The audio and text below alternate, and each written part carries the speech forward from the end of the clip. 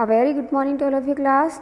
This is Deepa Pathak once time again with you to take a new topic, and today I am explaining chapter 4 and the title of the chapter is A Letter to My Friend. Yes class, I will explain you today a letter to my friend. आज हम आप लोगों को chapter 4 explain करेंगे. इसका title का name है A Letter to My Friend, एक पत्र दोस्त के लिए. So let's begin class now. What do you understand by the word communication? आप कम्युनिकेशन का मतलब क्या समझते हो? जो हम बातचीत करते हैं उसका मतलब क्या समझते हो? Suppose you are planning a trip with a friend who lives in another city. आप कल्पना कीजिए, सोचिए, अगर आप कहीं जाने का प्लान कर रहे हो एक दोस्त के साथ में और वो दोस्त आपका दूसरे शहर में रह रहा है, दूसरे शहर में दूसरी जगह पर रहता है.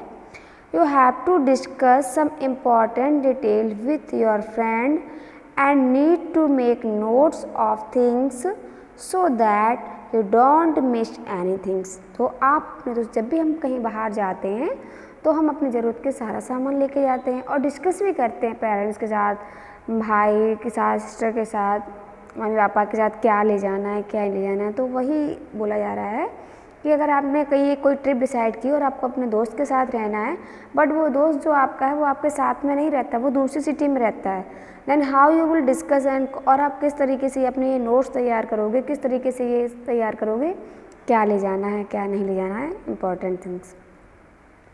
What are the different way in which you can communicate? अब जो आप उससे बातचीत करोगे वो किस तरीके से, अलग अलग तरीके से होगी, क्या होगा. Tell your partner about it. You will think, आप इसके बारे में सोचेंगे और अपने पार्टनर के साथ और या ब्रदर सिस्टर के साथ आप इसको डिस्कस करेंगे. So let's read now class as according to the title. जैसे कि टाइटल ही है A Letter to My Friend, कि एक लेटर है. So in the letter it's a pattern for the letter. First we will write the date, place, code. First we will write the address, means first we will write the address, after the date and after that friend's name. सबसे पहले हम letter में address right करेंगे, उसके बाद date डालेंगे और उसके बाद जिसको हम लेटर राइट कर रहे हैं अपने उस दोस्त का नेम मेंशन करेंगे. So according to the topic, जैसे कि अभी बताया गया उसी हिसाब से यहाँ पर इन्होंने एड्रेस डाला हुआ है.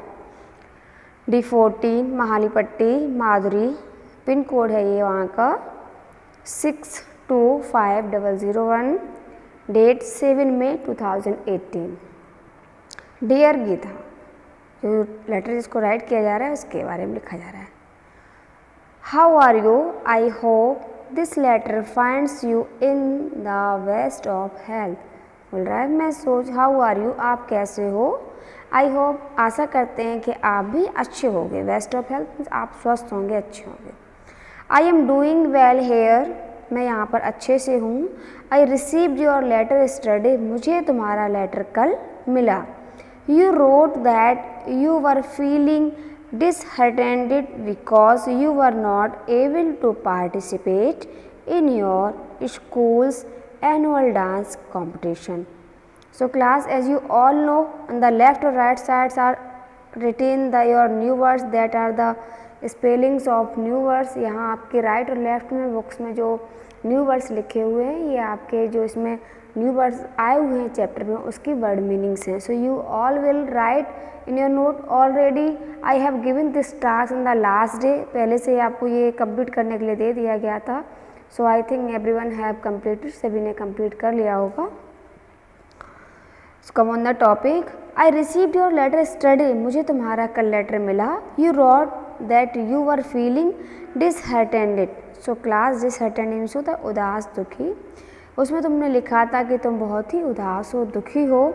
Because you were not able to participate, क्यों दुखी हो, क्योंकि तुमने पार्टिसिपेट नहीं कर पाया in your schools annual day competition. आपके स्कूल में जो एनुअल डे कंपटीशन हो रहा था उसमें आपने पार्टिसिपेट नहीं कर पाया था, इसलिए आप दुखी हो. I can understand very well what you are going through, मैं तुम्हारी जो सैडनेस है, तुम जो दुखी हो, परेशान हो, उसको अच्छी तरीके से समझ सकता हूँ. I have gone through a similar experience my self, मैं तुम्हें अपना एक खुद का सेम ऐसा ही अपना एक खुद का अनुभव तुम्हारे साथ शेयर कर रहा हूँ। It was my first year at a new school. ये मेरा पहला साल था जब मैंने किसी एक नए स्कूल में एडमिशन लिया था। The annual day was about to take place and preparation for it were in full swings. तो उस स्कूल का जो एनुअल डे था वो आने वाला था और वहाँ पर जो तैयारियाँ हो रही थी बहुत ही ज़ोर शोर से हो रही थी। फुल स्विंग्स का मतलब होता है पूरी ज़ोर शोर से तैयारियाँ हो रही थी। Many students from my class got an opportunity to participate in some or the other event. मेरे ही क्लास के बहुत सारे बच्चों ने पार्टिसिपेट किया, अलग अलग इवेंट्स में किया, कुछ ने कुछ में किया, कुछ ने दूसरों में किया। I was very excited about participate in celebrations. मैं भी बहुत ही खुश था, उत्साहित था कि मैं भी किसी में पार्टिसिपेट करूँगा इस सेलिब्रेशन में। However my excitement fizzled out when I was told that I could not be a part of the celebration. However, my excitement fizzled out. Fizzled out means होता है ended, means ख़त्म हो गया. Disappointed means निराश हो गया। लेकिन वो बहुत ही एक्साइटेड था, उत्साहित था कि मैं भी किसी पार्टिसिपेट में इसमें भाग लूँगा। लेकिन बता रहा है कि लेकिन मेरा ये जो एक्साइटमेंट था वो ख़त्म हो गया। I was told that I could not be a part of the celebration, क्योंकि मुझे बताया गया कि इस सेलिब्रेशन का मैं भाग नहीं बन सकता, मतलब मैं इस पार्टिसिपेट में भाग नहीं ले सकता। This broke my heart. इससे मैं बहुत ही दुखी हुआ, इसने तो मेरा दिल तोड़ दिया। I was very sad. मैं बहुत दुखी था। तो क्लास जब भी हम लोग किसी चीज़ के लिए बहुत ही ज़्यादा एक्साइटेड होते हैं, मीन्स पहले से ही हम लोग ये सोच लेते हैं हम ऐसा करेंगे, ये करेंगे, हम पार्टिसिपेट करेंगे, डांस करेंगे, ड्रामा करेंगे, सॉन्ग्स गाएंगे, जो भी, और बाद में अगर वहाँ पे चांस नहीं मिलता है तो वी विल वेरी सैड, तो हम लोग बहुत दुखी हो जाते हैं। So same conditions are here, वही कंडीशन है यहाँ पर। I was not able to concentrate on any task and I use to be irritate all the time. तो क्या होता है, जब हमारे मन का कोई काम नहीं हो पाता या फिर जो किसी चीज़ के लिए बहुत ही एक्साइटेड थे और उसका नहीं हो पाता है, तो उसके बाद हम इरिटेट हो जाते हैं, थोड़ी थोड़ी सी बातों पर गुस्सा करने लगते हैं। कोई कुछ भी अच्छा बोले लेकिन वो अच्छा नहीं लगता है। तो सेम कंडीशन थी यहाँ पर। I was not able to concentrate on any task. तो अब उसका किसी भी काम में मन नहीं लग रहा था, वो किसी भी काम पर ध्यान नहीं दे पा रहा था, ना ही पढ़ाई पर, ना ही वर्क पर। I use to be irritate all the time, और वो सारे समय इरिटेट होने लगा, छोटी छोटी बातों को उस पर गुस्सा आने लगा। The day of the event arrived. अब वो दिन भी आ गया जिस दिन एनुअल डे था, इस दिन एनुअल सेलिब्रेशन होना था। व्हेन आई सा माई classmate performing on the stage. जब मैंने देखा कि मेरे ही क्लास के दोस्त स्टेज पर परफॉर्म कर रहे हैं, प्रदर्शन कर रहे हैं, tears started rolling down my cheeks. तो मेरी आंखों से आंसू बहने लगे, आंसू गिरने लगे। When I was crying, my class teacher Mrs Kalyani saw me। जब मैं रो रहा था तो जो मेरी क्लास टीचर थी मिसेस कल्याणी, उन्होंने मुझे देखा। She came up to me and asked me the reason for my sadness। वो मेरे पास आई और उन्होंने मेरे सैडनेस का कारण पूछा। As you all are seeing on this picture, जैसे कि आप सभी लोग इस पिक्चर में देख रहे हैं कि मिसेस कल्याणी बच्चे से उसका रीज़न पूछ रही हैं।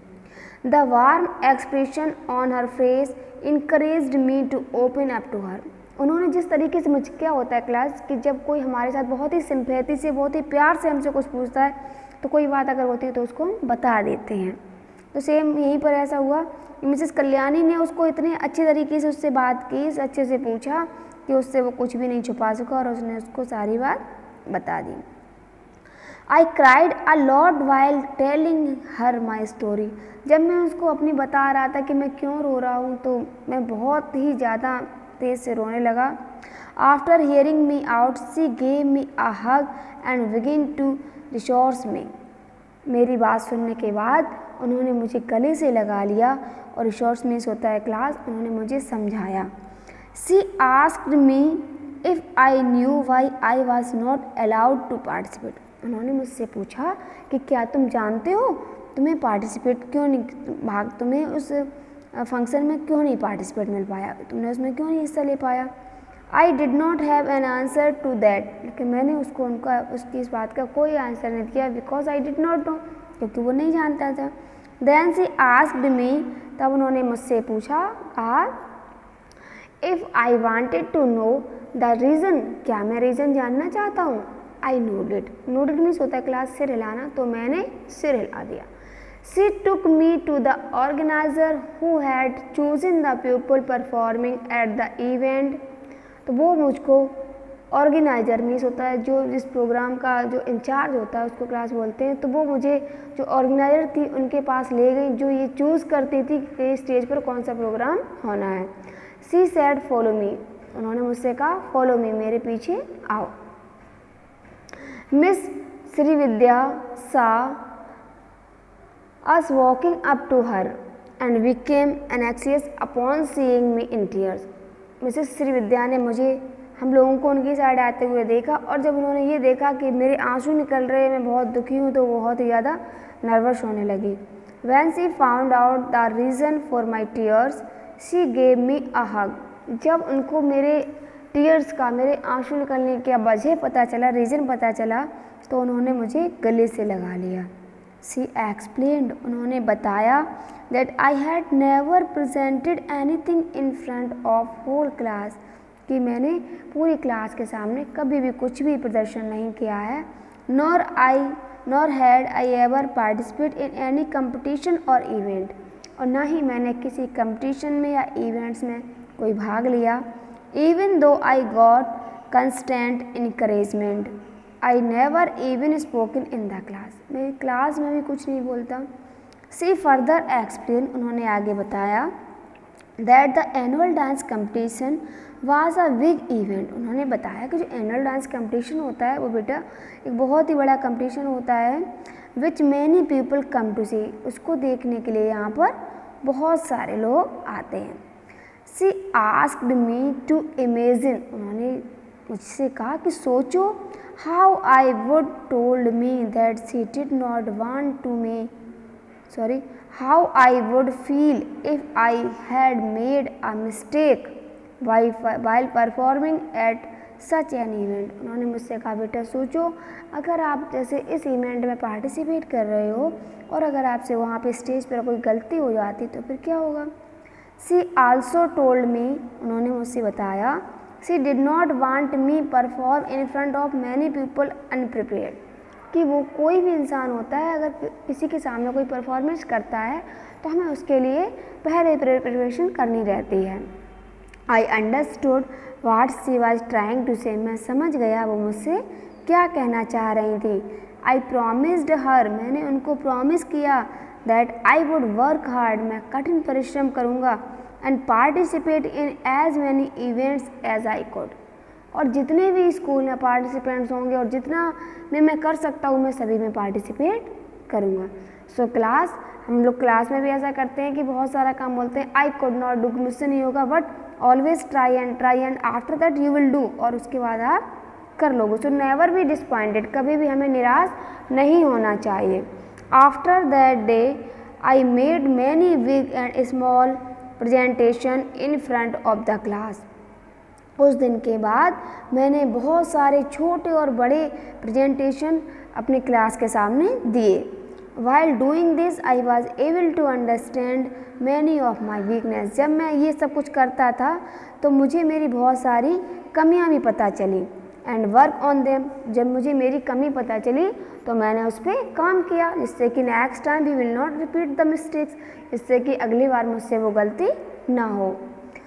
There was no stopping me after that, उसके बाद मैं नहीं रुका, मुझे किसी ने ना रोका ना ही मैं रुका। You will be pleased to know that I participate in our schools annual day the year after that, और उस साल के बाद मैंने अपने स्कूल के एनुअल डे फंक्शन में भी पार्टिसिपेट किया। ये जानकर तुमको बहुत खुशी होगी। In fact I did not just participate, और वास्तव में केवल मैंने पार्टिसिपेट ही नहीं किया, I was the head of the student organising committee, मैं तो अपने जो स्टूडेंट्स की कमेटी थी उसका हेड बना दिया गया। एवरीवन प्रेज्ड मी, सभी मेरी बहुत ही प्रशंसा कर रहे थे, बहुत बड़ाई कर रहे थे। एंड माई एफर्ट्स, और जो मैंने मेहनत की उस एफर्ट्स की। आई वॉज सो हैप्पी, मैं बहुत खुश था। सो स्टूडेंट्स, कोई भी बच्चा बहुत ज़्यादा होशियार है या किसी को कुछ कम समझ में आता है, सो नेवर बी डिसअपॉइंट, कभी ये मत समझो नहीं वो बहुत ज़्यादा होशियार है। यू कैन डू, आप भी हो सकते हो, बट यू विल कंटिन्यू। अगर आपको कोई चीज़ आपको लगता है मेरी राइटिंग अच्छी नहीं है, so every day right 1 page writing. अगर आपकी राइटिंग अच्छी नहीं तो आप डेली 1 पेज राइटिंग करिए। If you make many mistakes while you writing, अगर आप लिखते टाइम बहुत सारी गलतियाँ करते हो तो daily repeat, bar bar learn and right, learn करके राइट करिए। So you can do better, आप सभी लोग बहुत अच्छा कर सकते हैं। So always continue. Come on the topic now. If miss Srividya had not stopped me from participating that day I would have never known my weakness. अब देखिए बच्चा क्या बोल रहा है कि अगर मिस श्रीविद्या, उनकी जो टीचर थी, अगर वो उसको उस दिन उस एनुअल डे में पार्टिसिपेट करने के लिए नहीं रोकती तो उसको उसकी वीकनेस का पता नहीं चलता। जैसे कि हम लोग गलती करते हैं, अगर हम वो इग्नोर कर देंगे तो हमें अपनी वीकनेस का पता ही नहीं चलेगा हमने क्या गलती की। इफ़ वी विल नोटिस, अगर हम उस पर ध्यान देंगे, so next time we will improve, तो हम उस गलती को सुधार लेंगे। The decision that had once broken my heart was later something that I felt very thankful for. जो उनका डिसीजन उस टाइम था जिससे मेरा हार्ट ब्रोकन हुआ या मैं बहुत ही सैड हुआ, लेकिन उसके बाद जो उनका डिसीजन था वो मेरे लिए बहुत ही अच्छा रहा। उसके लिए मैं उनका बहुत ही आभारी रहूँगा, बहुत थैंकफुल करता हूँ। I told you this story to encourage you to find out the reason why you were not allowed to participate. मैंने अपनी ये कहानी अपने बारे में तुम्हें इसलिए बताया जिससे कि तुम्हें भी इससे प्रोत्साहन मिले और ये पता चले कि तुम्हें उसमें पार्टिसिपेट क्यों नहीं मिला। You can also understand your weakness and improve on your self. तुम अपनी जो वीकनेस है, अगर कोई कमी है, उसको समझ सकते हो और उसको सुधार सकते हो। Do it and you will see how everyone will praise you. ऐसा करिए और देखो सभी लोग किस तरीके से आपकी प्रशंसा करते हैं। Please do give it a thought. If my suggestion helps you and think work out for you, please write me a letter and tell me all about it. I will wait for your letter. Please give my regards to uncle and aunt.